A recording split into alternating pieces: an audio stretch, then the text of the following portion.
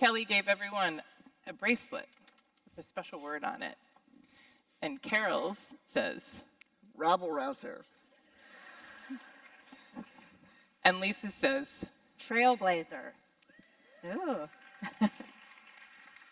So let me take 1 minute to introduce these amazing women formally. So Carol was a member of the 15 women who founded the Women's Fund 24 years ago. She spent her life as a philanthropist, as a coach, and definitely an advocate and rabble-rouser. We're thrilled that you're here today with us. And Lisa Berger, for those of you who don't know, is the founder of the third only women's specific founded bank in the country, Fortuna.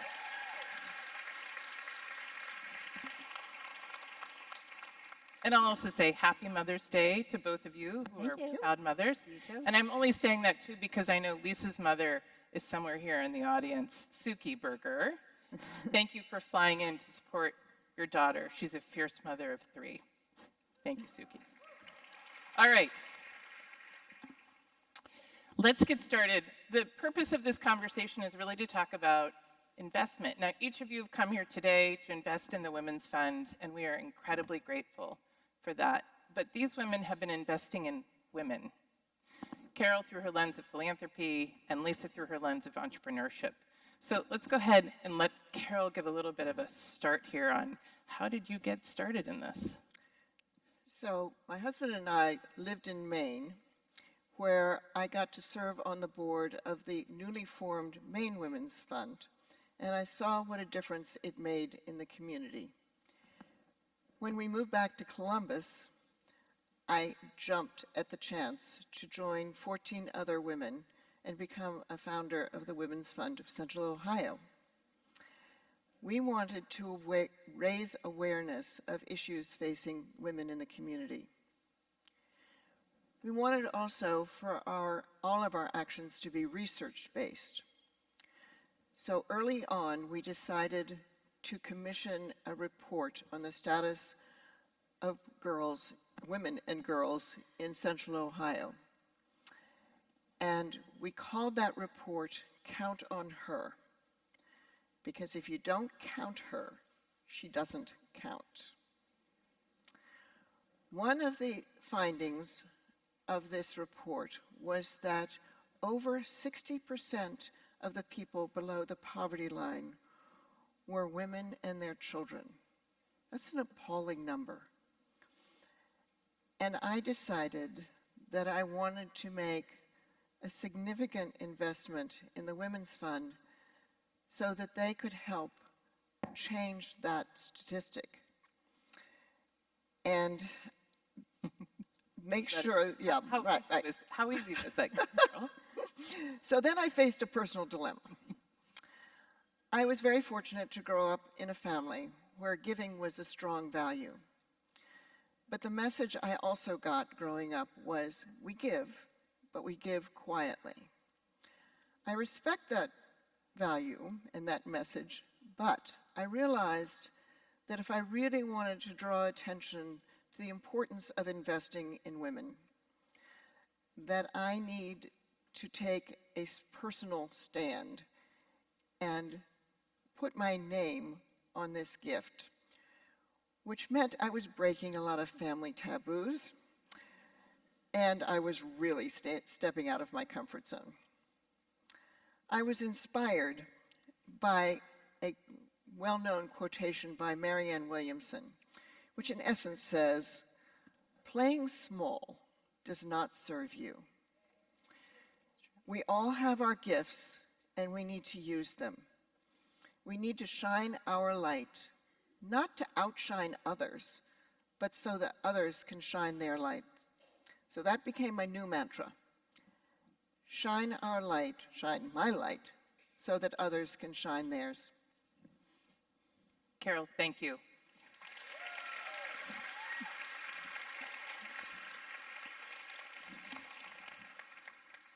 Lisa. Ruth. So, truth be told, Lisa and I grew up together, and I am both an investor and customer of Fortuna, which is the only reason I got her in this chair tonight. I'm also an investor. Carol is- but Lisa, it's time for you to really tell your story. So bring us up to speed now. Sure, happy to. My inspiration came from a place of entrepreneurship, as you mentioned. I bought a company in 2006, grew it, sold it in 2016. Worked at this company for about 4 years, but in around 2020, I decided it was time. I needed a new project, a new adventure. I wanted to start a new company. I didn't know exactly what that was going to be, and so I nosed around and asked advice from a couple of my business partners. They had started 2 banks in Central Ohio, and one of my business partners said to me, "Hey, Lisa, why don't you look into opening a minority-owned bank? We think that's a really interesting concept." And at the time, Adelphi was not yet open. We didn't know it was coming. So I started to do my research, and I found out some things that both piqued my interest and also spoke to me as a challenge on behalf of my collective sisterhood. So what did I find? I found that there are 4,800 banks in the country. Of those 4,800, 15 are women-owned, so that's 0.003% for anyone keeping track. Of those 15, 2 had been started intentionally from the ground up to be women-owned. I also found that less than 5% of capital loaned to small companies goes to women. I found that women are 3 times more likely to get denied for a business loan compared to men. And I found that change is coming. Over the next 25 years, it is predicted that $124 trillion is going to be transferred to women. So what I learned is that women need access to capital and credit. They need to learn how to accumulate wealth and use it to create generational wealth. And they need it now. Challenge accepted. Woohoo! So I'm going to open a women-owned bank. Easy, right? Starting any business is hard. Opening a bank is hard. Opening a women-owned bank is really hard. Asking women to invest in business is difficult. Why? Because they aren't asked very often. They aren't often invited to the table. Banking is hard to understand. People think it sounds risky. It does have its risks like any startup business, but it's actually so heavily regulated that the risk is mitigated. So starting in about 2021, me and a fantastic group of people that we put together began to put the pieces together to open the bank. We hired consultants, we hired lawyers, we hired our CEO, who I'm sure is out in the audience, we hired our CFO. We submitted our 600-page application to the FDIC and the ODFI. And 6 months later, we were given approval not to open our doors, but to go raise $20 million to get the doors open from women. It's the hardest thing I've ever done, I won't lie. There were a lot of sleepless nights. We spoke to probably 1,000 potential investors. The regulators came back to us 17 different times and asked us to run different stress test scenarios on our business plan. 1 year and thousands of conversations later, we hit the $20 million mark. And we are proud to say,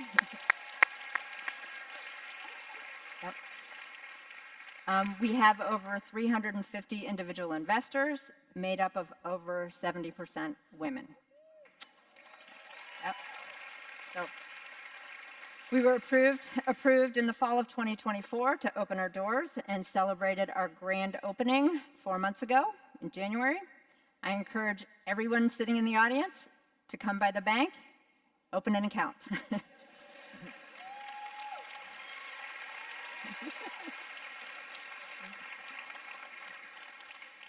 My favorite part of the bank is it only has a 614 phone number. There is no 800 number. at Fortuna. True story. For those of you who've been stuck, I love my banks, but 800 numbers don't love them. We're going to do a little rebel rousing now. I'm going to start with Lisa. And I'm going to read 2 sentences because I'm not an expert in this subject, but this is very important, and we thought we would bring it to you tonight. In 1974, the Equal Credit Opportunity Act was passed by Congress. It prohibited discrimination in any aspect of a credit transaction based on race, color, religion, national origin, sex, marital status, age, receipt of public assistance if you were getting welfare, or the exercise of rights under another Consumer Protection Act. It ensured fair lending practices and equal access to credit for all credit-worthy applicants, regardless of those protected characteristics. Lisa, what happened 2 weeks ago? About 2 weeks ago, I saw a headline flash across my wrist on my magic phone, on my magic watch. It read, "Trump executive order raises alarm over women's financial independence." You better believe I clicked into that link. So on April 23rd, Trump issued an executive order called Restoring Equality of Opportunity and Meritocracy. Restoring. In a nutshell, it would take away the protections that Ruth just spoke about, which currently protect women from being discriminated against when they apply for credit. Yeah. It's not a law, I want you all to know. This harkens back to the days when women needed husbands' permission to open a credit card, open a bank account. So we're in danger, right? Yes. I just would like everybody to know that will never happen at Fortuna Bank.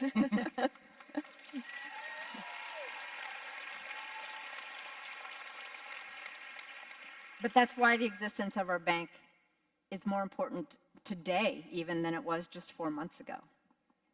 Yeah. Lisa, thank you Yeah, sure. for sharing that bit of policy wonk information, but so relevant to us today. So, all right, in our last few minutes, because we're coming to a close, I'm going to pass it back to Carol. She has a few things and a list. A list. The list. If you look on this, oh, there's Lisa's, yes. That's a shame. Here we go. Okay. How many of you know, not that I can see you, but how many of you know what this list represents? Who knows? Anyhow, what it represents is that the administration has decided to purge all federal websites and some school curricula too of words that imply wokeness or DEI. Yes, DEI, diversity, equity, and inclusion, we don't want that. There are hundreds of words to avoid or limit. So why do we really care that there are all these words? Well, each word here represents an issue, a research grant, an institution, or an agency to be erased or unfunded. They're all important, but for now, I want you to pay attention to that word that is in blue, at least on my screen, and note that women. Women is one of the words that is being erased or eliminated from all federal websites. Over half of the population are being erased. Do you remember that report, Count on Her? Well, what they're saying is women don't count. So, in reality, this means that programs serving women are being cut or unfunded, from research on women's health, all forms of women's health, to programs combating violence against women and human trafficking. Stories and photos showing women's accomplishments have been erased from websites and libraries, and history is being rewritten. They tried to get rid of Harriet Tubman's story as part of the Underground Railroad, but enough people complained and protested that they had to put her back.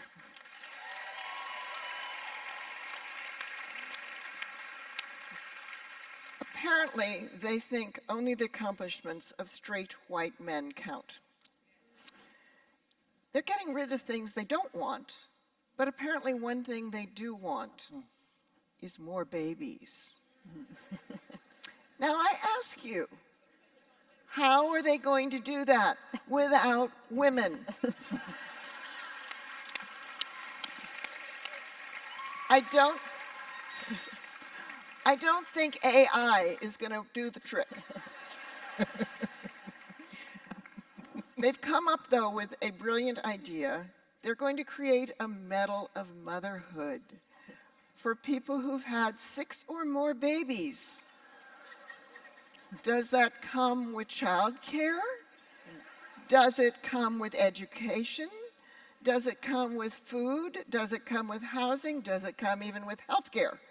No, but it is a shiny medal. This is shades of The Handmaid's Tale.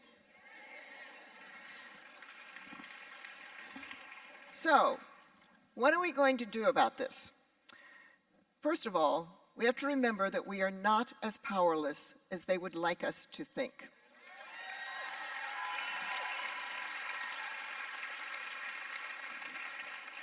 So many of you are already taking action, and I do have some things that many of you are already doing, but I'm going to put them out there.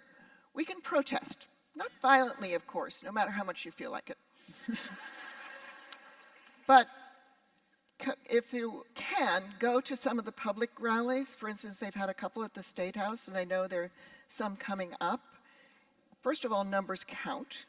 Second of all, it's really inspiring to be with a group of several hundred, several thousand, and across the country, several million people who are sharing our concerns.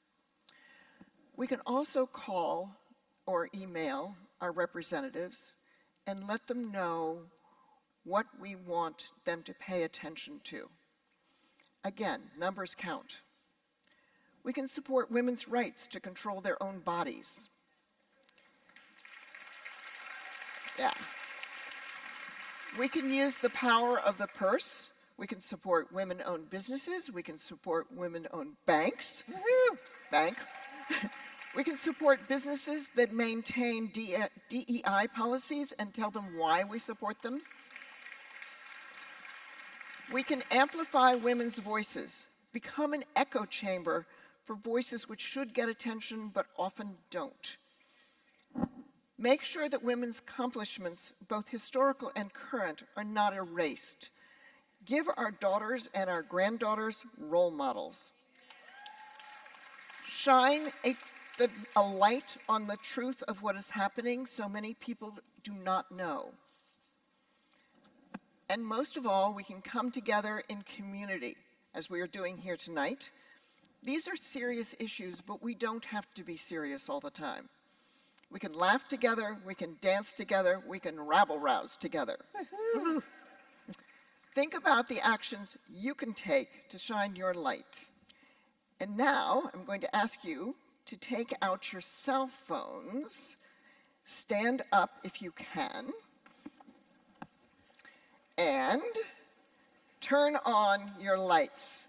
Raise them high. Oh, Woo! take a picture of it. Look around. Remember, together we are powerful.